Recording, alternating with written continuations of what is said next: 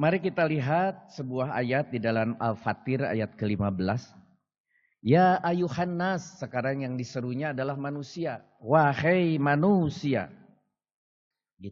Ya ayuhan nas, antumul fuqara'u ilallah. Kita semua adalah sangat membutuhkan atau fuqara, sangat di hadapan Allah itu sangat membutuhkan kepada Allah. Wallahu huwal ghaniyul hamid. Bahwa Allah itu maha kaya dan maha terpuji.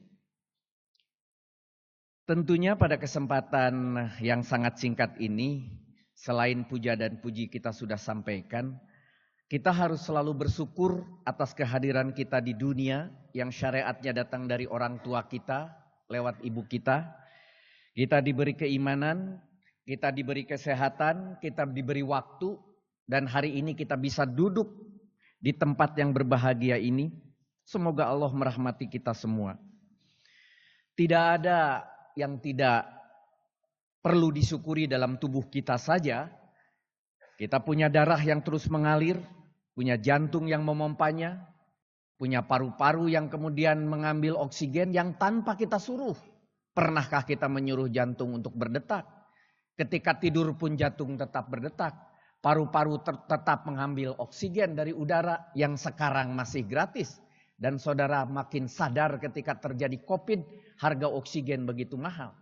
Kini ketika gratis kita lupa lagi, kita harus mensyukuri. Masih banyak hal lain. Bagaimana sel-sel tubuh bergerak, bagaimana sel-sel tubuh digantikan, bagaimana sel-sel tubuh bisa berkembang biak. Dan semuanya harus kita syukuri. Belum lagi syukur terhadap karunia yang Allah pertunjukkan. Berputarnya matahari, bergeraknya angin, turunnya hujan, dan sebagainya. Oleh karena itu, pada kesempatan yang sangat singkat ini, saya hanya akan mengambil sebuah tema yang pendek. Mari kita istiqomah meneruskan kekhidmatan Ramadan. Kita tidak terasa sekarang, Ramadan sudah berlalu begitu lama. Sudah lebih daripada 1 bulan. Bahkan kita sekarang sedang disibukkan untuk berhadapan dengan Idul Adha. Tetapi apakah yang pernah kita lakukan saat bulan Ramadan? Kita melakukan taraweh, kita melakukan witir, sholat malam, bahkan itikaf. Itikaf itu hanya dilakukan bulan Ramadan.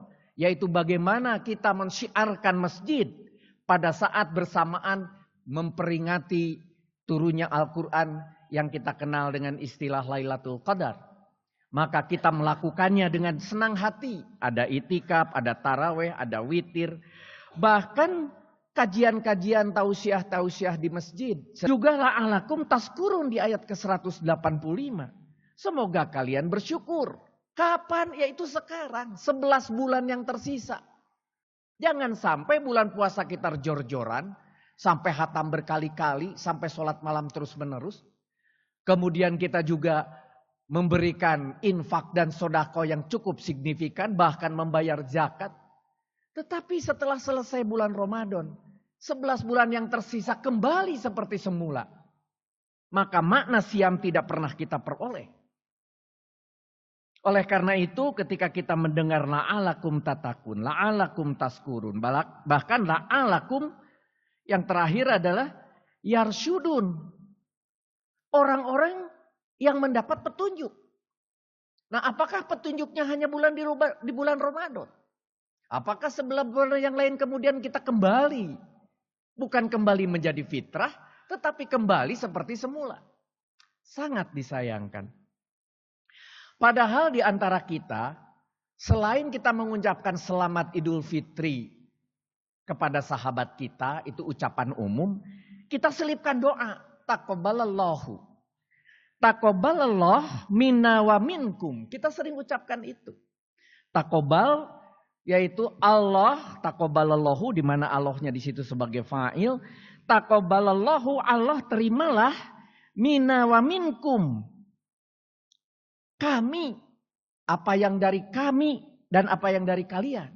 Jadi pada saat kita mengucapkan itu kepada rekan kita, taqabbalallahu minna wa minkum, Allah terimalah apa yang dari kami dan kalian, itu disyiratkan adalah sebagai amal ibadah kami dan amal ibadah kalian. Jadi ketika kita mengucapkan doa tersebut saat Idul Fitri, tujuannya adalah agar semua amal ibadah kita diterima, juga kita mengucapkan doa kepada orang yang di hadapan kita. Bahkan untuk mempertegas, di antara kita ada yang menyampaikannya, taqabbalallahu minna wa minkum siyamana wa siyamakum. Dipertegas lagi bahwa Allah mohon terimalah amal ibadah kami dan kalian, yaitu puasa kami dan puasa kalian. Gitu. Jadi artinya kita beri doa. Bukan minal aidin wal faidin saja. Walaupun itu sering kita pakai itu di kita di Indonesia. Minal aidin al faidin itu termasuk atau min dari orang-orang yang kembali aidin wal faidin. Orang-orang yang sukses. Boleh diselipkan? Boleh. Jadi saudara doanya adalah taqabbalallahu minna wa minkum siyamana wa siyamamkum minal aidin wal faidin. Indah memang. Tetapi pertanyaannya apakah itu memberi efek pada kita sekarang 11 bulan yang tersisa? Muncul pertanyaan dalam diri kita sendiri. Mari kita bermuhasabah dengan beberapa pertanyaan. Apa sebetulnya yang tertinggal dalam diri kita setelah Ramadan berlalu? Coba sesekali saudara merenung. Apa yang tertinggal dalam diri kita setelah Ramadan berlalu? Bekas-bekas kebaikan apa yang terlihat pada diri kita setelah keluar dari madrasah bulan puasa tersebut? Apakah bekas-bekas itu hilang seiring dengan berlalunya Ramadan ini? Apakah amal-amal kebaikan yang terbiasa kita kerjakan di bulan Ramadan pudar setelah puasa berakhir? Maka apabila kita lihat atau kita dengar, kita berintermezzo dulu pada kisah Imam Bishr bin Al-Harits. Pernah ditanya tentang orang-orang yang hanya rajin dan sungguh-sungguh beribadah di bulan Ramadan. Maka beliau menjawab, mereka adalah orang-orang yang sangat buruk. Karena mereka tidak mengenal hak Allah. Kecuali hanya di bulan Ramadan. Hamba Allah yang soleh adalah orang yang rajin dan sungguh-sungguh beribadah dalam setahun penuh. Imam Asyibli pernah ditanya, mana yang lebih utama? Bulan Rajab atau bulan Syaban? Maka beliau menjawab, jadilah kamu seorang Rabani. Dan janganlah kamu menjadi seorang Sya'bani. Apa itu Rabani? Rabani itu adalah hamba Allah Ta'ala yang selalu beribadah kepada Allah di setiap waktu dan tempat.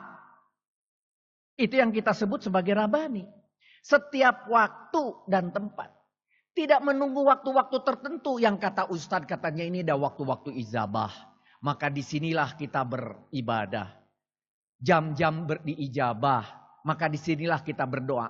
Allah tidak mengenal ruang dan waktu. Kapan saja saudara berdoa Allah akan dengar. Karena Allah lebih dekat dari urat leher kita. Di mana saja saudara berhamba kepada Allah, Allah akan terima. Tidak harus menunggu saudara pergi haji dulu, kemudian di belakang makom Ibrahim, kemudian di belakang pintu Ka'bah, kemudian di Hijir Ismail, kemudian di tempat-tempat tertentu yang katanya memberikan keabdolan untuk berdoa. Tidak, di sini saja, di rumah saja, di mana saja, waktunya kapan saja Allah akan dengar dan kabulkan doa. Dan Allah akan terima semua ibadah kita. Itulah yang disebut sebagai Rabbani. Tapi jangan Sya'bani, yaitu orang yang hanya beribadah kepada Allah di bulan Sya'ban atau bulan tertentu, waktu tertentu. Mereka adalah hamba Allah Ta'ala yang sejati, yaitu yang kapan saja dia beribadah, yang selalu menjadi hambanya di setiap tempat dan waktu. Bukan hanya di waktu dan tempat tertentu. Bukan hanya di Mekah, bukan hanya di Madinah, bukan hanya di dalam masjid. Bukan hanya bulan Ramadan, bukan hanya pada saat malam Lailatul Qadar. Mari kita renungkan ini. Di antara saudara ngejar-ngejar Lailatul Qadar. Padahal Lailatul Qadar pernah terjadi, yaitu turunnya Al-Quran. Kalimatnya pun semuanya fi'il madi, yaitu pernah terjadi.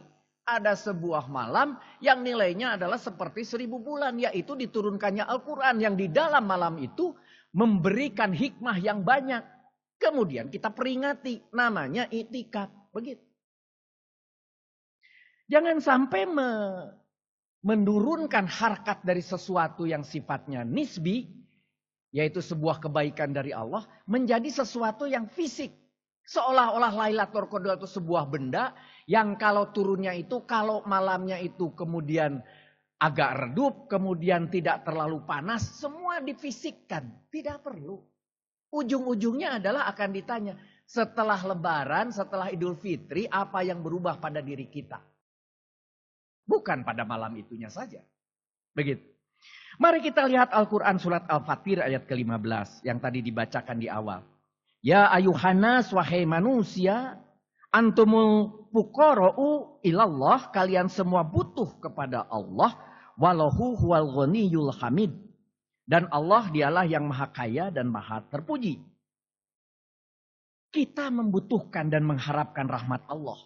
Kita yang butuh, Allah tidak butuh kita. Tidak butuh sholat kita, tidak butuh zakat kita, tidak butuh sekalipun potongan daripada kurban kita. Allah tidak butuh, dia tidak memerlukan makanan, tidak memerlukan minuman. Tidak perlu kemudian disembah-sembah, justru kita menyembah Allah karena kita butuh Allah, kita minta dirahmati Allah, kita minta disayangi Allah. Kita membutuhkan karena Allah telah memberikan segalanya kepada diri kita.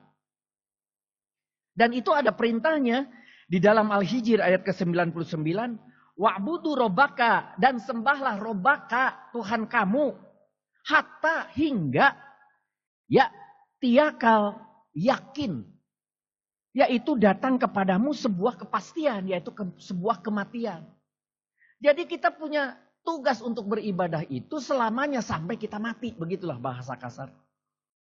Imam Ibnu Rajab berkata, sesungguhnya Allah, jika dia menerima amal kebaikan seorang hamba, maka dia akan memberikan taufik kepada hambanya.